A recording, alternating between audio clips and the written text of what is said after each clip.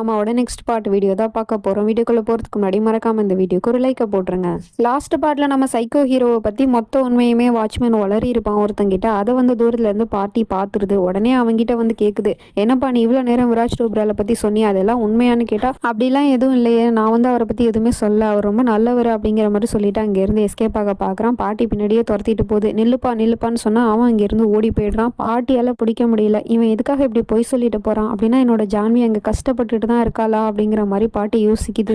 அதே சமயம் இந்த பக்கம் விராஜோட வீட்டில் கிளைண்ட் எல்லாம் வீட்டுக்கு வந்துட்டாங்க பிசினஸ் விஷயமா பேசுறதுக்காக. வந்தவங்களுக்கு டின்னர்லாம் கொடுத்து நம்ம ஹீரோயினி தான் நல்ல விதமா கவனிச்சுக்கிறா. அவங்களும் சாப்பிட்டுட்டு பார்த்து பேசிட்டு டீலை ஓகே பண்ணிட்டு போயிடுறாங்க. இது எல்லாத்துக்குமே காரணம் உங்களோட மனைவி தான் சார் அப்படின்னு சொல்லிட்டு அந்த எம்ப்ளாயி சொல்லிட்டு அங்கே இருந்து போயிடுறாரு. அதுக்கப்புறம் நம்ம ஹீரோயினி கூப்பிட்டு, தேங்க்யூ ஜான்வி, நீ கொடுத்த ஐடியானால தான் இன்னைக்கு இந்த கிளைண்ட் வந்து ஒத்துக்கிட்டாரு டீலை ஓகே பண்றதுக்கு அப்படிங்கிற மாதிரி சொல்லி பேசிட்டு இருக்கான். அதே சமயம் பாட்டி வீட்டில் வந்து பையன்கிட்ட எல்லா உண்மையும் போட்டு உழைச்சிடுது. இந்த மாதிரி வாட்ச்மேன் வந்து அந்த விராஜ் டோப்ரால் பற்றி ரொம்பவே மோசமாக பேசினாப்பா, நம்மளோட ஜான்வி அங்கே ரொம்ப கஷ்டப்பட்டுட்டு இருக்கா அவங்ககிட்ட அப்படிங்கிற மாதிரிலாம் சொல்லிக்கிட்டு இருக்கா. ஆனால் அவர் சுத்தமாக அதை நம்பவே இல்லை.